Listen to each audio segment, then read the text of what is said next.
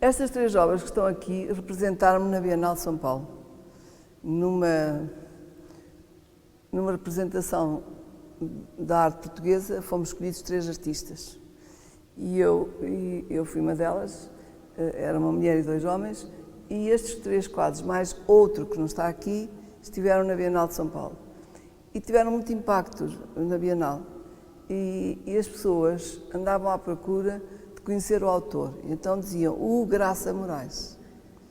Entretanto apareci eu, e geralmente quando apareço as pessoas dizem sempre: mas é uma pessoa muito frágil, como é que pinta isto? Isto é de homem, porque os homens é que são fortes, as mulheres não. Então, mas depois viam que era eu. A verdade é que, como estas obras tiveram bastante impacto numa pequena elite paulista, isso teve eco em Lisboa. Ao mesmo tempo, eu já tinha aparecido em coletivas, e isso foi em 83, uma exposição também na Galeria 111. Bom, e o que acontece é que eu não conhecia pessoalmente o António Mega Ferreira, mas ele já tinha visto obras minhas e também sabia que estas obras em São Paulo foram muito bem recebidas. E então um dia eu vivia numa casa muito pequenina no Alto de Algés, mas tinha telefone. E toco o telefone, eu atendo, e era o António Mega Ferreira.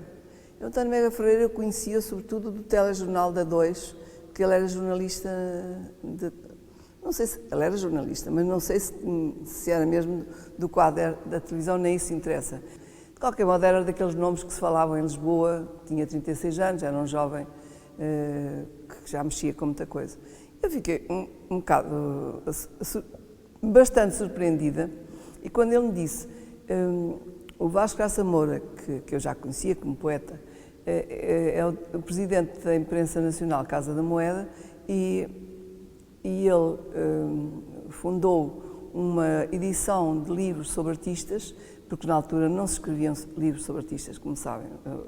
Agora já há muitos livros, já há muitos catálogos, mas nos anos 80 quase não havia literatura de artistas portugueses à venda, nem o Estado publicava isso. Então o Vasco Graça Moura tinha desafiado a fazer um livro sobre um artista, que é uma história realmente surpreendente, porque isto foi em 1980 eu expus na Bienal de São Paulo em 1983, depois vim para Lisboa, e mais ou menos em 1984 é que eu recebo essa chamada do António Mega Ferreira, a dizer-me que o Vasco Graça Moura o tinha convidado a escrever um livro sobre um artista, para essa série de Arte e Artistas. E ele que gostava de escrever sobre mim. Isso surpreendeu-me e fiquei muito contente, claro. Mas também lhe disse: olha, há um crítico de arte muito conhecido, e que ele conhecia, que se chama Fernando Pernes, que também me disse que queria escrever sobre mim, que também conhecia muito bem a minha obra desde os anos 80. E eu tenho que lhe perguntar. Eu falei para o Fernando Pernes, e o Fernando Pernes disse: ai, que bom, porque eu ando com problemas, que estou a divorciar-me da minha mulher, não tenho cabeça para nada, e por isso o Mega Ferreira que escreva o livro. Pronto. Então, mas entretanto, nessa minha representação na Bienal de São Paulo, eu recebi convites para expor em duas galerias muito importantes, uma em São Paulo, outra no Rio de Janeiro, e sobretudo aquilo que foi mais importante é que eu recebi o convite para expor no Museu de Arte Moderna de São Paulo e do Rio de Janeiro. E as datas eram muito próximas, por isso eu só tinha 2 meses para fazer 20 telas. 20 telas que eu imaginei que eram 20, ninguém me disse no Brasil: você vai fazer 20 telas. Eu aqui, em função do espaço que eles me deram, eu imaginei que tinha que fazer 20 telas, e o ateliê que eu tinha em Lisboa era umas águas furtadas, um 4º andar, que era difícil de subir, sobretudo quando ia carregada com material, e não conseguia fazer aquilo que eu imaginei que queria fazer. Porque estes quadros não foram feitos nesse ateliê em Lisboa, foram feitos no Vieiro, ainda na residência artística, que são de 82 e 83. Bom, então o que acontece é que eu tinha 2 meses para fazer as obras, e ele queria muito vir ao Vieiro para conhecer, porque já se falava que eu tinha nascido no Vieiro, que a minha obra tinha muito a ver com a minha identidade, com as minhas raízes. Mas eu disse: eu não posso ir ao Vieiro porque senão não consigo fazer as obras a tempo para ir para o Brasil. E então o que é que ele fez? Resolveu gravar. E, entretanto, eu não tinha espaço no meu ateliê, mas, como sempre tenho bons amigos, e havia um casal de galegos que herdaram muitas coisas dos pais, muitas casas em Lisboa, e tinham uma loja grande à venda, ali na Borges Carneiro. E eu falei para eles, porque eu sabia que eles tinham sempre espaços, se eles me emprestavam durante 2 meses aquele espaço, que é a Conchita e o Zé Vascos. Ele era engenheiro e foram muito queridos, porque eles viviam por cima no 4º andar, a loja ainda não tinha eletricidade, e então puxaram um fio da casa deles para a loja.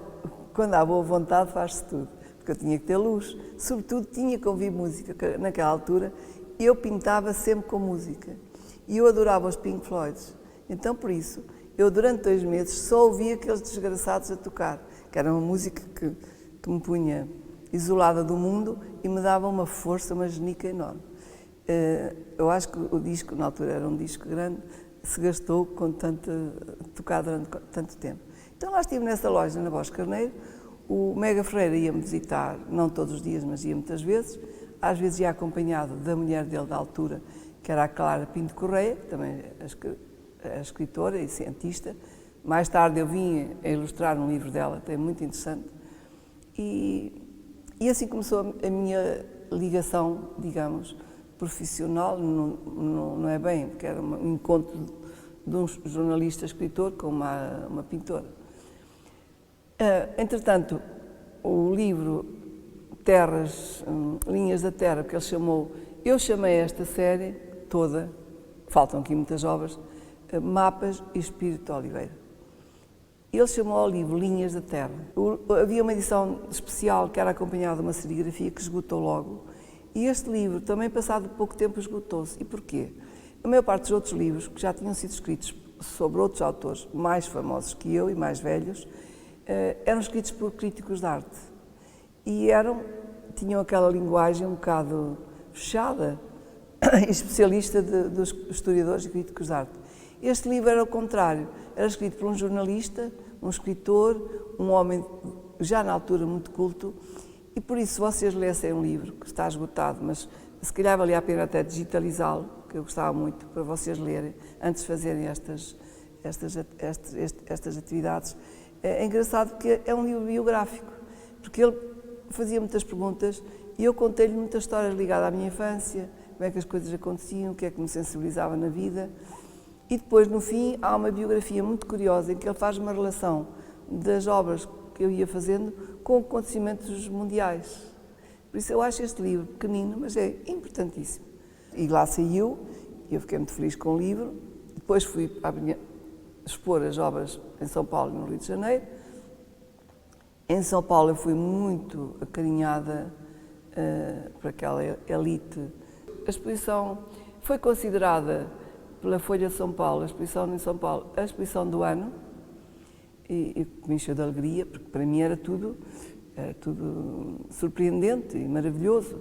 E o paulista, como vocês sabem, o paulista rico, gosta de lidar com os artistas. E então organizavam, e lá o diretor do museu era um homem muito chique, e a Valu, que trabalhava com ele, eu estava na casa dela, todos os dias havia festa na casa de milionários. Para mim, que era uma coisa que eu não conhecia, porque em Lisboa não se fazem festas para os artistas. Há as inaugurações, bebe-se um copo e cada um vai à sua vida. No Porto íamos muito para as tascas, em Lisboa não há muito hábito da tasca, mas também havia o hábito de depois se juntarem os amigos e jantarmos para confraternizarmos. Mas em São Paulo aquilo subia porque o milionário paulista é mesmo milionário, não é? E tem grandes coleções de arte.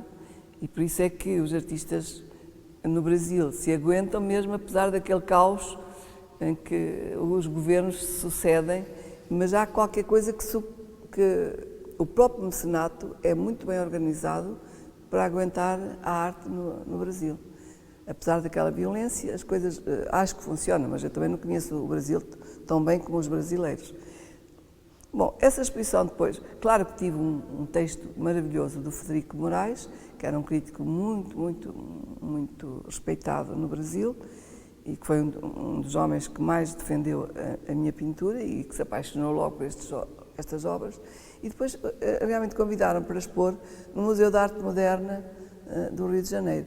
Eu vou contar esta história porque depois também a contei ao Mega, não é? Quando vim do Brasil.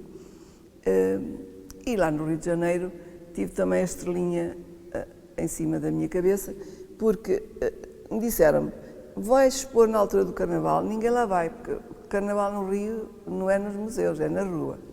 E eu disse, pronto, mas é o espaço que me dão, eu vou aceitar. Não é que aquilo coincidiu com uma grande exposição da Escola de Paris, com Picassos, com Braque, com esses grandes pintores, e havia bichas para ver o Picasso e o Braque, não era para mim. Só que eles entravam, para irem para a outra exposição, passavam todos para a minha exposição. Por isso a minha exposição teve o impacto do público, desde o Roberto Marinho, com a mulher e com a irmã, e muitos escritores, porque em Portugal começaram a falar de mim a esses grandes escritores que sempre vinham a Portugal e que estiveram lá todos. Eu tive a nata toda da pintura, a ver, esses iam para a minha exposição, não iam para a outra, mas também viram a outra. Por isso, de repente, houve um concerto de cravo, foram momentos muito especiais. O Mega Ferreira acompanhou realmente o crescimento desta obra.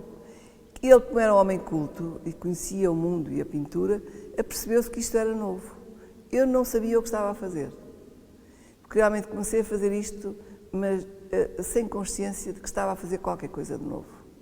Eu comecei a pintar, achava que não apetecia pintar a óleo, não apetecia fazer desenho, só desenho, e comecei a entrar para este mundo, que a mim própria me surpreendeu. Mas eu acho que estes fatores, estes encontros, um livro que saiu em Portugal, depois saiu o livro em 85, e depois, 84 e 85, expus no Brasil. Claro, começaram-se a escrever páginas muito importantes nos jornais sobre a minha pintura, e eu acho que foi o começo, realmente, de uma visibilidade e de um reconhecimento. Mas o livro do Mega Ferreira foi muito importante, porque era o primeiro livro e que se esgotou em pouco tempo. Felizmente, alguns dos quadros que estão aqui estão uns com os outros e eu tenho a sensação que eles gostam muito de estar juntos. É aquela sensação que estão em diálogo, porque durante anos aquele quadro foi comprado pela Fundação Carlos de Gulbenkian, mas raramente é exposto, porque eu acho que não tem muito a ver com nada do que está lá no património deles. E então, enquanto o Salomé Ribeiro, que era o diretor do CAM, foi diretor e como ele foi um dos que quis comprar este quadro, ele e o Fernando Azevedo e o Pedro Tamer, que era administrador e poeta, ele defendia o quadro e muitas vezes o expunha. Depois veio outro diretor que dava mais importância a outro tipo de pintura e aquele quadro ficou escondido nas reservas, porque os museus também vivem muito dos diretores das escolhas, não é? Uns só gostam de fotografia, outros só querem instalações, outros acham que aquilo não vale nada, outros acham que realmente não gostam, simplesmente. Este quadro raramente era exposto lá no CAM. E agora também estava nas reservas, estava guardado, com muita dificuldade conseguimos trazê-lo, mas ainda bem, porque eu acho que é uma pintura que se impõe e que tem muito a ver até com o pequeno filme que está a passar ali, que a Joana, minha filha, fez, porque há ali quadros que estão em passagem e ao mesmo tempo aquilo que eu digo sobre a minha história está nestes quadros. Aquele quadro lá ao fundo, que depois vocês vão filmar com certeza, que uns chamam Vaca, outros chamam Touro, outros dizem que é a Guernica, não tem nada a ver com a Guernica, e ao mesmo tempo tem, porque em 82 a Guernica de Picasso veio para Madrid, num avião cheio de seguranças, e eu fui logo a correr com a Sociedade Nacional de Belas Artes, uma excursão ver a Guernica. Fiquei tão impressionada com aquele quadro e, sobretudo, fiquei impressionada com as pequenas pinturas daquelas mulheres que choram, que agora estão no Rainha Sofia e nós vemos o quadro já com aquele vidro à frente que é horrível, porque não se vê bem a pintura, mas defende a pintura. Mas depois há uma série extraordinária de pinturas, pequenas pinturas, que são as mulheres, como o Picasso as pintava, mas nos seus grandes dramas. Eu, na altura, estava no Vieiro, a fazer aquilo que hoje se chama residência artística, na altura não se chamava residência, era uma experiência que eu estava a fazer na aldeia onde eu tinha nascido e, de facto, introduzi naquele quadro e noutros desenhos, introduzi bocadinhos da Guernica. Por isso é que as pessoas às vezes dizem, aqui também, aquela perna, há um ou outro elemento que eu fui roubar à Guernica de Picasso e que introduzi nestes quadros. É muito curioso porque quando nós somos novos, e vocês são muito jovens, nós vamos descobrindo coisas, mas não temos a consciência de que aquilo vai ser muito importante daqui a uns anos. Ou não. Mas quando se chega à minha idade, dos 70 e tal anos, nós começamos a ter uma lucidez e a compreender melhor o que se passou para trás. Porque as coisas começam a ter um sentido, uma lógica, que nós na altura, quando somos novos, não, sobretudo eu que não programava nada, mas vivia intensamente sempre as coisas, depois passado anos, eu ontem estava a pensar, isto a vida é como, quando se planta uma oliveira, é uma estaca muito estreitinha, não é? Se se rega a oliveira ou se vai tratando a oliveira, quando se chega aos 70 e aos 100 anos, a oliveira começa a engrossar-se, começa a ter uma força. E eu acho que é isso, começa-se a semear e passado anos começa tudo a aparecer, começa tudo a aparecer.